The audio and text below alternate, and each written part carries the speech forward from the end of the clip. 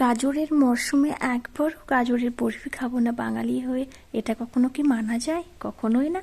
তো ভাবলাম আজকে আপনার জন্য আমি গাজরের বরফি তৈরি করবো, সেটা ভীষণ সহজ এবং দুটোই মাত্র উপকরণ দিয়ে।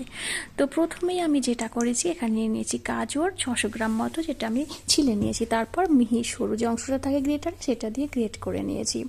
তারপর চলে গেছি পরবর্তী প্রসেসে। তো প্রথমে এখানে কড়াই বসিয়ে দিয়েছি গ্যাসের উপর, আর দিয়ে দিলাম পুরো গাজরটা। গ্যাসের ফ্লেমটা কিন্তু হাই করা যাবে না, এটা কিন্তু মাথায় রাখতে হবে। এখন কিন্তু লো ফ্লেমেই আছে। তো লো ফ্লেমে দিয়ে একটু নেড়ে নিয়েছি আমি, দেখানো হয়নি। তারপর আমি এখানে দিয়ে দিয়েছি চিনিটা নিয়েছি হাফ। সবসময় রেশিওটা থাকবে হাফ, গাজর জন নেবেন তার হাফ। তো গাজর নিয়েছি 600 গ্রাম, চিনি নিয়েছি 300 গ্রাম, এই তো রেশিও। আর এই দুটোই হলো মূল ইনগ্রিডিয়েন্টস। এই দুটো ইনগ্রিডিয়েন্টস থাকলে আপনি যে কোনো মুহূর্তে সুন্দর এই মজাদার টেস্টি লোভনীয় বরফি তৈরি করে নিতে পারেন বাসাতে। তো এটা দিয়ে আমি বারবার কিন্তু নাড়তে থাকবো। আর কিন্তু হ্যাঁ, এবার থাকবে ফ্লেমটা হাই ফ্লেমে। যতক্ষণ না চিনি থেকে জলটা বেরোচ্ছে গাজর থেকে, ততক্ষণ হাই ফ্লেমে। তো এই চিনি এবং গাজর থেকে জলটা পুরোপুরি বেরিয়ে গেছে। এবার আমি ফ্লেমটা লো টু মিডিয়ামের মাঝামাঝি করে দিয়েছি ফ্লেমটা। তো ফ্লেমটা মাঝামাঝি করে এটা নাড়তে থাকতে হবে রসটা শুকনো পর্যন্ত। এই ফাঁকে কি হবে, এই রসে এই গাজরটা পুরোপুরি কুক হয়ে যাবে। তো এইভাবে একটু পেশেন্স রেখে, বেশি না 15 থেকে 16 মিনিট মতো এইভাবে নাড়লেই দেখবেন যে গাজরের রসটা টেনে গেছে। এই মুহূর্তে দিয়ে দিলাম এলাচ গুঁড়ো, একটা ফ্লেভারের জন্য। এটা দিলে একটা খুব সুন্দর ফ্লেভার আসে, তার জন্য দিয়ে দিলাম এলাচ গুঁড়ো। এলাচ গুঁড়ো দিয়ে গাজরটাকে আবার ভালোভাবে মিশিয়ে নিতে হবে। এইভাবে শুধু একটাই কাজ, শুধু নাড়া নাড়া, এইভাবে নাড়তেই থাকতে হবে, আর কোনো কাজ নেই। ঠিক আছে, শেষ মুহূর্তে একটু কাজ আছে, কিন্তু খুব সহজ একটা কাজ, কোনো জটিলতা নেই এর মধ্যে। তো এই গাজরটা নাড়তে নাড়তে দেখবেন আঠালো ভাব চলে এসছে। এই পর্যায়ে আমি আরও একটা ইনগ্রিডিয়েন্টস যোগ করবো এর স্বাদটাকে আরও একটু এনহ্যান্স করার জন্য। তো এখানে আমি দিয়ে দিয়েছি 1 টেবিল চামচ ঘিটা।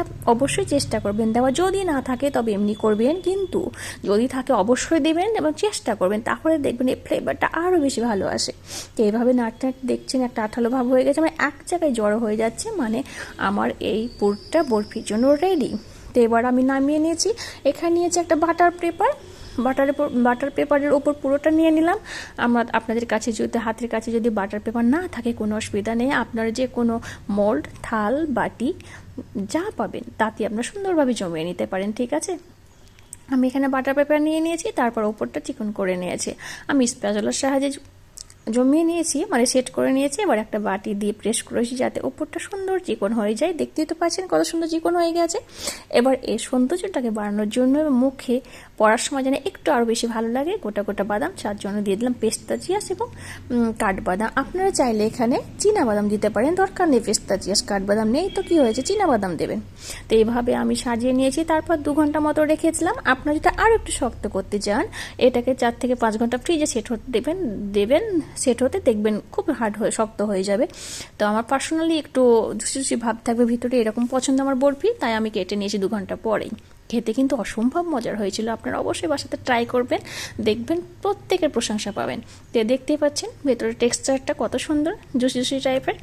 তো আমার তৈরি হয়ে গেছে বরফিতে। এইভাবে আপনারা বাসাতে অবশ্যই ট্রাই করবেন, আমাকে জানাবেন কেমন হয়েছে। যদি ভালো লাগে প্লিজ আমার রেসিপিতে একটা লাইক করবেন, পারলে আমার চ্যানেলটি সাবস্ক্রাইব করবেন, আর পাশে থাকা বেল আইকনটি প্রেস করবেন, যাতে নতুন কোনো ভিডিও আপলোড করার সাথে সাথে আপনি নোটিফিকেশন আপনাদের কাছে পৌঁছে যায়। তো আজকে এই পর্যন্ত, ইনশাআল্লাহ চলে আসবো পরবর্তী পর্বে নতুন কোনো রেসিপি নিয়ে। ততদিনের মতো আল্লাহ হাফেজ।